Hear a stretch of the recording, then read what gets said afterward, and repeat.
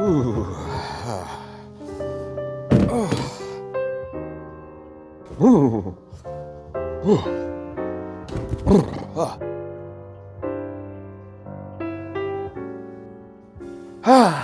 Back from sabbatical. Dave? Have you been here the whole time? What? What have you been doing this whole time? What? Don't you have a wife and kid? Uh, As long as you're here, do you want to watch a movie?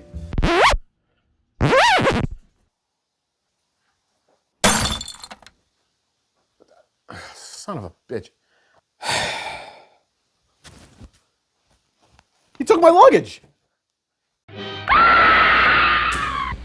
Since the earliest days of movie making, the genre of the Lost World and its prehistoric denizens is one that always seems to die out, only to be rediscovered once again. From B-movies and cult films to modern blockbusters, we are the raiders of the lost genre.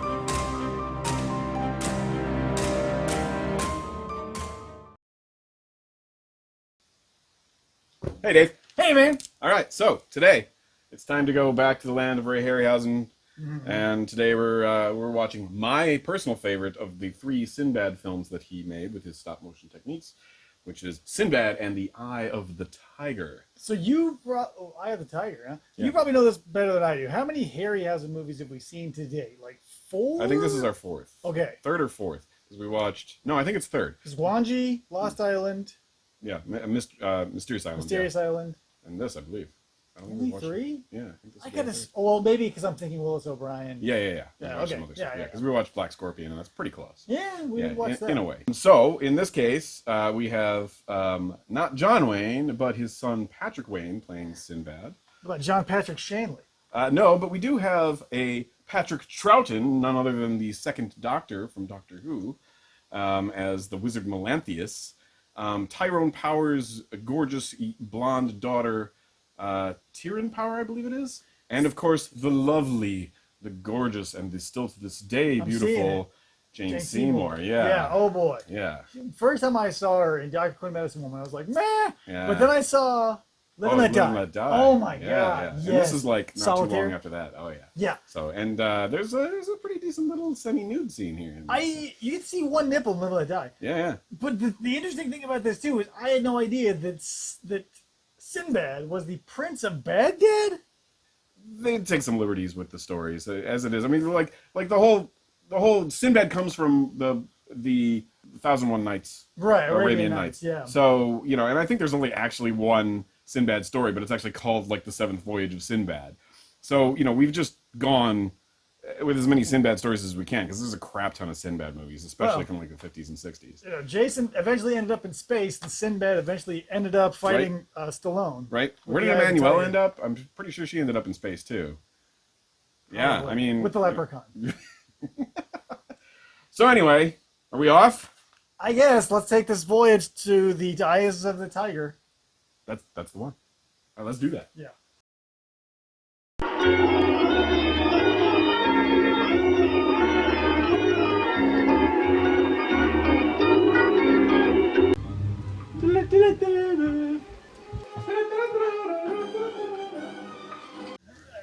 Let's hope this is Sin Good. As opposed to Sinbad, is that what you're saying? Should have saved that for later. Sin Good! Sin Good! Oh no, I got a Charles Schmear on my lens. The penultimate film from stop-motion maestro Ray Harryhausen isn't considered his best by many, but for me, Sinbad and the Eye of the Tiger has been a gateway to fantasy adventures since my pubescence. These are the most bizarre credits ever. Were they going through like a filter? Yeah. It's like those light bulbs you get from Amazon. It's also the 3rd of Ray's Sinbad films, and perhaps the final classic to bear the adventurer's name. It's directed by Sam Wanamaker. Wanamaker what? Wanamaker dance. Wanamaker take your clothes off. What do you want to make her do? Sinbad movies and other such Arabian swashbucklers had been a staple for filmmakers looking for excuses to have magic, monsters, and scantily clad belly dancers, harem girls, and heroines since Hollywood began. Ray's flicks, of course, leaned heavily on the fantasy quotient, this time featuring prehistoric creatures amongst the lost civilizations and black magic-wielding villainy. Who for 6 months I have been dreaming of his roasted sheep's I eye. have the eyes of his daughter. You were dreaming of more than her eyes. Patrick Wayne, he is such an actor. Sinbad the Sailor, sea captain and adventurer from the Arabian Nights tales, and played here by John Wayne's son Patrick, arrives in the city of Cherrick to visit his beloved Princess Farah, brought to radiant life by the ever-beautiful Jane Seymour. I was told in Jirash that the Caliph Qasim's father died 3 months ago. True, but Qasim has not yet been crowned. Her brother Qasim was to have been crowned Caliph by now, but is said to be in hiding, and the sailors find the city locked under curfew due to a supposed plague. A merchant named Rafi offers Sinbad and his men the hospitality of his tent. Hassan, don't drink. The wine is poison. Only to subject them to substandard wine in an attempt to poison them. Ladies and gentlemen, we are just over 7 minutes in, and we already get our first stop-motion sequence. Sinbad duels Rafi, whose mother Zenobia shows up and conjures ghouls with black magic to finish the job her son failed. From the depths of the earth, I command you, arise. Rising up.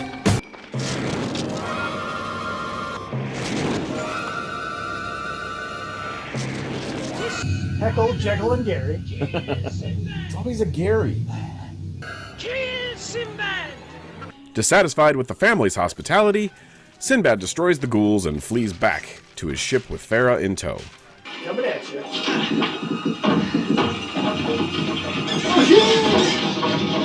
When is dawn? Has anyone ever seen a sun here? It's 1001 Arabian Nights, Dave. Oh.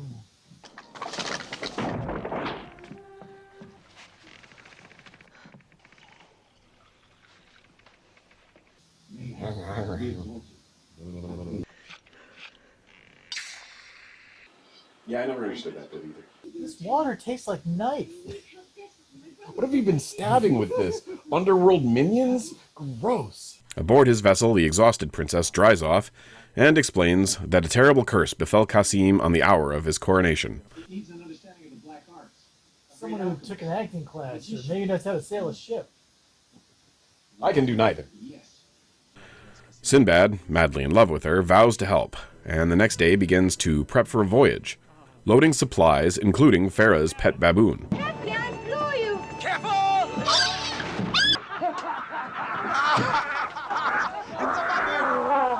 Turns out the monkey is in fact Qasim, transformed by Zenobia's dark arts, and Sinbad believes only one man might help. I have heard of such a man if he still lives. Who? Where can he be found? A Greek. Some say the wisest man in the world.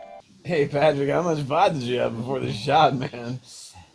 I don't want no money, man. I just want, like, your hot daughter and a big stack of munchies. I don't need money, man. This is, Baghdad burrito, man. Ha! We're gonna rename it Bang Dad, you know what I mean? Wait, that sounds weird. Ah. The legendary Greek wizard Melanthius. And so the crew sets sail for Kaskar, a supposedly mythical island surrounded by deadly reefs.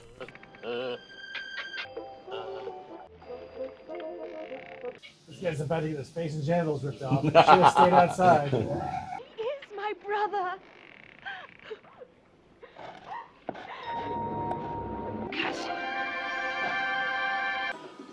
It looks like she's being carried away by the band members of 38 Special. Meanwhile, Zenobia has used her magic to animate a bronze minotaur and power a metal ship. Angela Bassett? Angela Bassett Hound. Both fashioned by Rafi to pursue Sinbad and make certain the witch's son becomes Caliph. It's cool how you got a window to hell over here. He seems to be rowing for 6 men. And it's so quiet, it'll be able to sneak up on anybody. Minotaur! He comes off more as, like, curious than evil.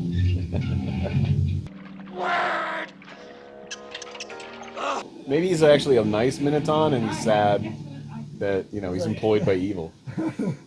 Great. This is where I end up with this bitch. All I want to do is plant flowers.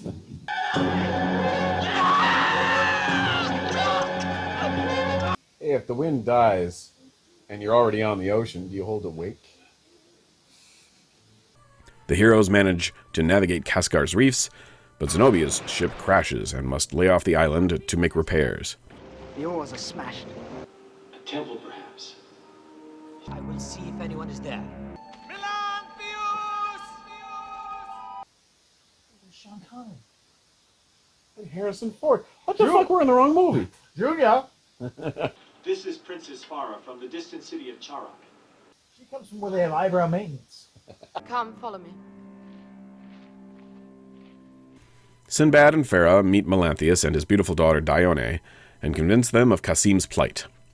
Well, thank you, but I still don't understand how you know who I am. The mind is an extraordinary thing, Sinbad. Thought is transferable. You can travel through space, even to the stars. If you had minds, you could try it. Ah, damn. The alchemist believes only the arts of the ancient civilization of the Arimaspai of Hyperborea, lost somewhere in the icy wastes of the north, could possibly transform Kasim back into a prince. Oh, the prince is getting a red rocket. Prince Kasim. And he died of rabies. The end. The Arimaspai built a shrine, the shrine of the four elements, earth, fire, air, and water. Melanthius agrees to lead the way, and their ship sails past Zenobia's in the fog.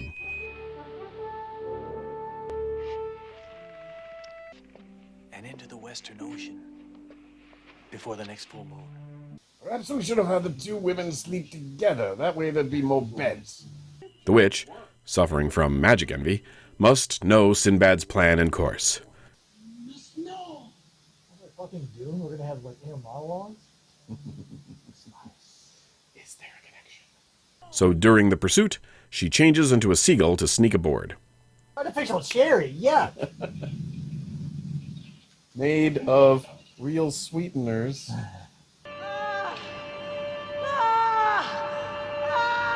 I shouldn't be watching this.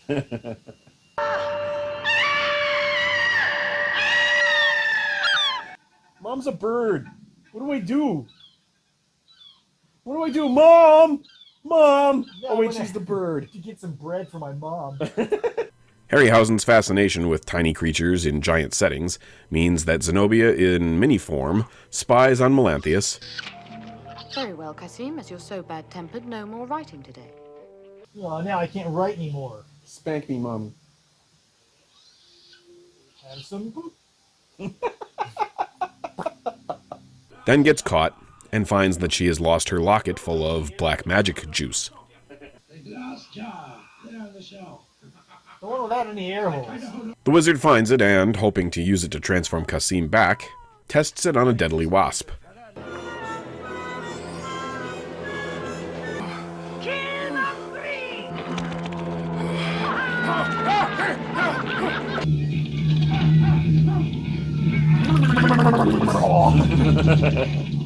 Things go pear-shaped when the insect attacks, and Zenobia escapes with her locket. But her magic isn't enough to complete the transformation, and she's stuck with a giant bird foot. Wrap it up. Nah. I'll close the curtains because, it's more fun to watch through them. I mean, I'm not watching. Not watching.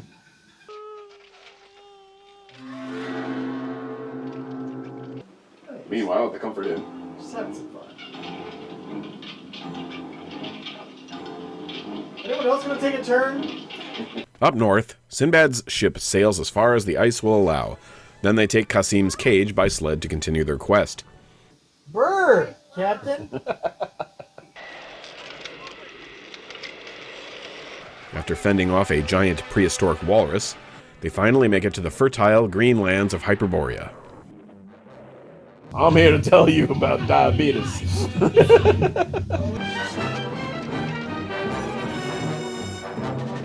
Yeah, throw snow at it. It's its only weakness.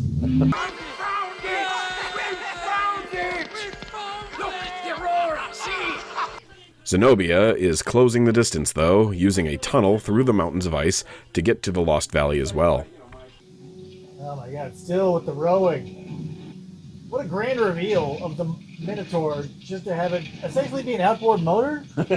Like, It's a Johnson. yeah, it's as like pivotal as an Evinrude. You know what this calls for? It calls for a bathing scene with the babes. Dave, greatest scene in all movie history. Wow, her hair got dry fast.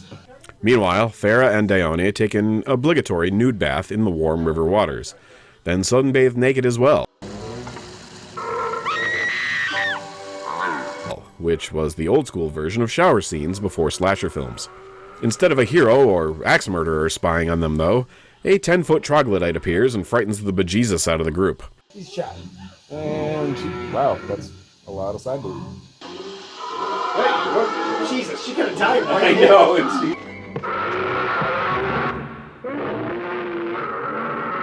it's... Sinbad, lower your sword. Step back slowly. We don't have the budget for another fight scene. Then roll over on your back and pee on yourself. He loves Show him your belly. Fortunately, Monkey Kasim can speak Trog. The baboon convinces the giant to lead our heroes to the shrine of the Aramaspai. Hey, sister's kind of hot. I'd watch a whole movie with them as a buddy combo. Like all primitives, he's afraid of the unknown. Afraid of what he can't understand. So, you know, people. Yeah, that's literally everybody, dude.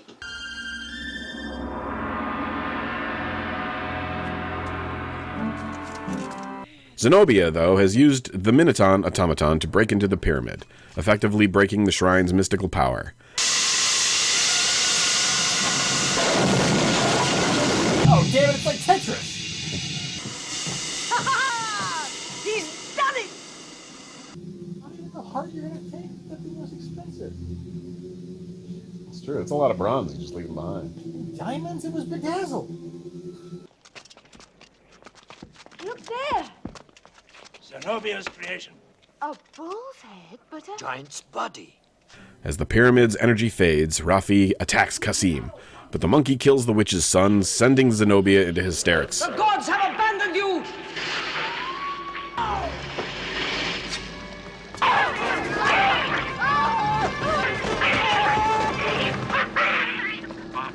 That was the fucking whole plan? Thanks for killing my shitty son. Because it is a villain. I can see down your shirt. Using the last rays of the shrine's magic, Kasim is transformed back into a prince, proclaiming his love for Dione. Yeah, I'll just take care of everything over here myself. How long do you cook baboon? 12 minutes a pound? Yeah. He's Need an gonna be abacus. Oh, that's bad. Oh, it's just a skeleton now. This way, Your Highness. Still see down your shirt. Hey, I'm banging your sister, by the way. SINBAD. Zenobia uses the last of her magic to usurp the frozen body of the shrine's guardian, an ancient saber-toothed tiger, to exact vengeance as the pyramid begins to collapse. Yes.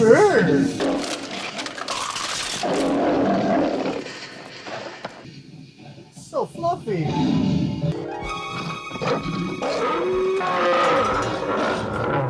Let's get ready to rumble! We'll sell you the whole seat, but you'll only need the edge. In this corner. A kitty. Look at this corner, a guy suffering from psoriasis. Who will win?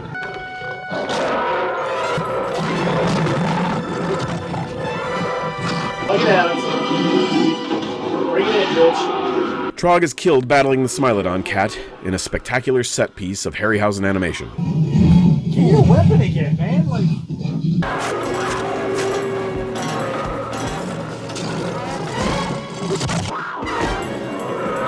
Uppercut, uppercut. Body blow. Body blow, body blow.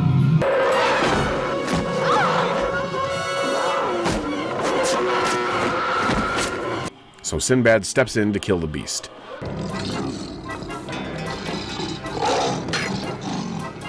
It's over, Zenobia. I have the high ground. And here it is. I call this the Harryhausen. Yes.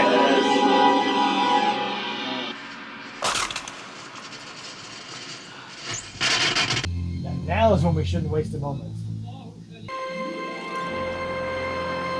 The crew head home, and Kasim is crowned. Wow, They really didn't waste a damn moment. Harryhausen's fantasy films were all successes, and Sinbad and the Eye of the Tiger was no exception. Patrick Troughton, the second actor to play the titular Doctor Who, turns in a fine performance as the wise, chaotic Melanthius. Terran Power is passable as Deone, though Wayne's performance as Sinbad is a bit wet, except maybe when wielding a sword. Jane Seymour, and her nude scene, became my first celebrity crush, with her tiny costumes, sweet demeanor, and beautiful hair. Harryhausen pulled from several Willis O'Brien ideas for the Hyperborean vistas, though his model and puppet work here is at times a bit rushed.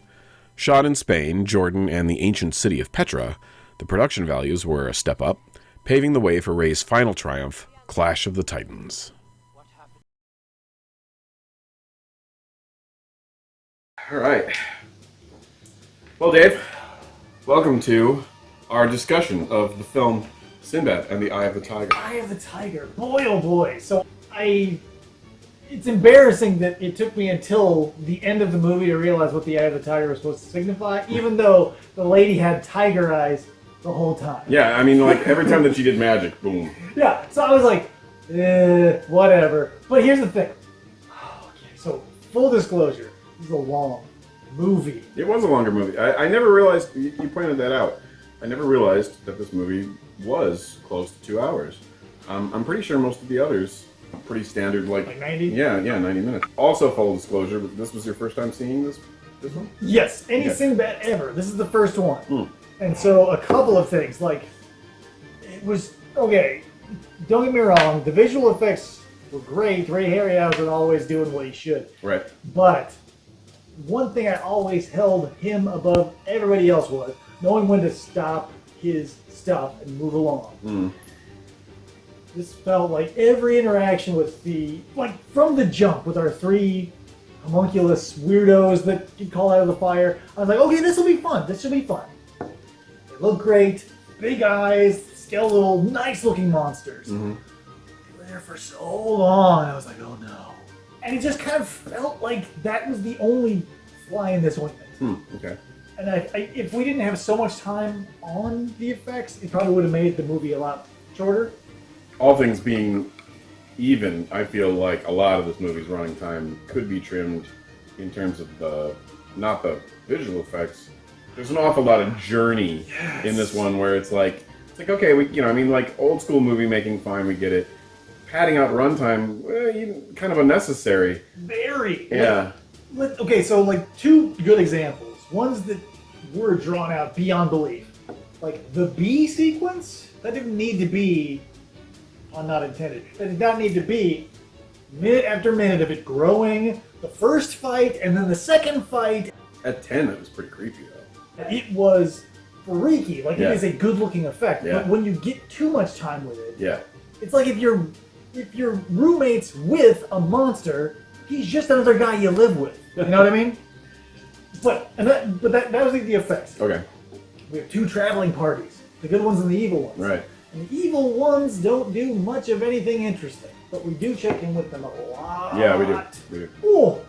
From a storytelling standpoint, I feel like everything is legit. It's like the beats are right. It's just they last too long.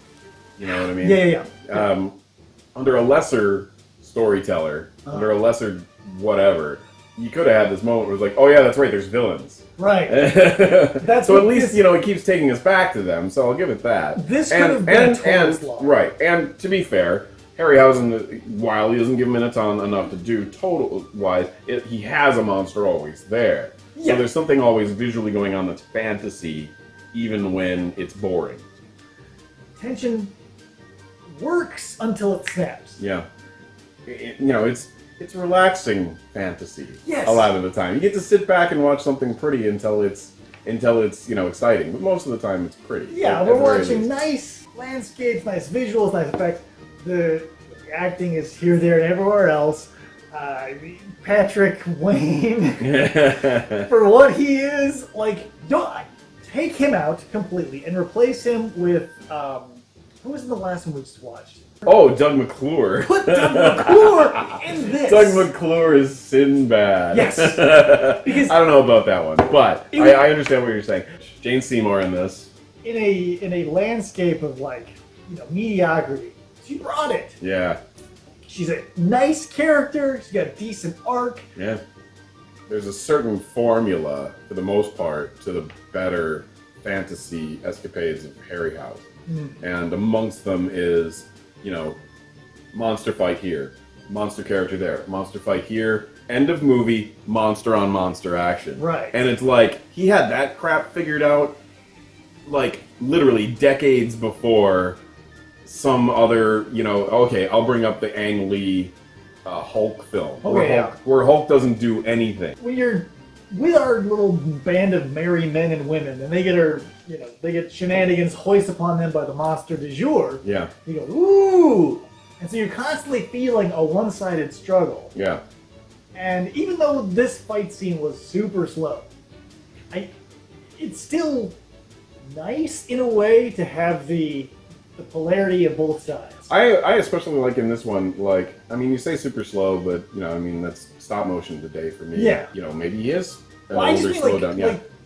like realistically, like when you see Guanji eat Carlos, right? That's pretty smooth and energetic. fluid. Yeah, This that's is true. very, and I assume that was purposeful because they are giants. Right. So I can't give too much criticism across. Fair. that. And he at least does up the ante with very dramatic shots. Like, he does an awful lot of low shots. Where he's looking up at these two giants fight. This one feels a little bit more dynamic. Yeah, like I was telling you during the screening, I think in most of the stop motion stuff, if they just crank the camera up like 20%. Yeah.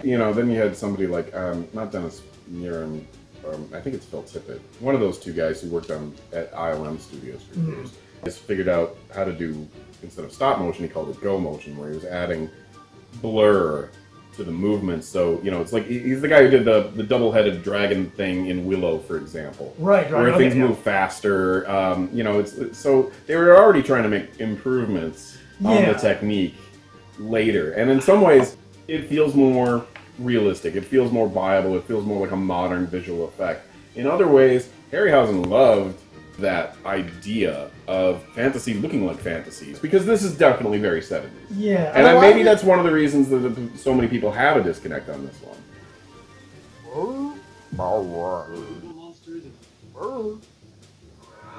I'm not evil, you bitch. It's misunderstood. Not having nostalgia goggles or anything, for me, like, this falls pretty harshly on the sheet meter. Okay. It's like a 4. Okay. Wow, that's pretty harsh. I was toying with the idea between a 4 and a 3, but since it's so long, that's the thing. Like, if this were on the background, or I was doing something else, it's so yada yada. Yeah, it's great to look at, but if you are going to get invested in it, this is attention snaps too many times. Right. This is coffee and Bailey's, morning fantasy fare is what it is. You would see this on like a hipster restaurant or something, like a bodega would be up like in a dark corner somewhere where people can sit and smoke cool cigarettes and stuff. Yeah. All right. Well, on my sheepometer, I've made my excuses. This is an 8 for me. I'd give it a 9, but I can't be completely unrealistic. This is an 8 for me. It's not my favorite Harryhausen film, but it's close, and it is my favorite SINBAD movie. Period. Much less favorite. I put this up above even that animated one with Brad Pitt. Oh yeah. This is my solid 8. Yeah. I don't want to even though my ruling is harsh, I don't want it to seem like you definitely have a harder time. Not quite millennial or whatever generation you are. You definitely have a harder time with the older, slower moving bits. It's like when you try and make it serious enough, you get this. With slow bits, if you just try and make it cheese for cheese sake, you get Black Scorpion, and you're okay. because it's nothing but action all the time. Yeah. It's this weird ethereal line that's constantly moving. Yeah. That I cannot point to. Like, just say a concept and be like, that's why a movie is good. Right. It's definitely a pacing structure of its time period. That's for damn sure. That's why I give these a lot of pass. Right. Well, okay. Well, let me ask you this then, and then we'll end our video. As SINBAD movies go, is this the one to lead with our best foot forward? I think we should take a step back. Fuck! Seagull foot. I don't know.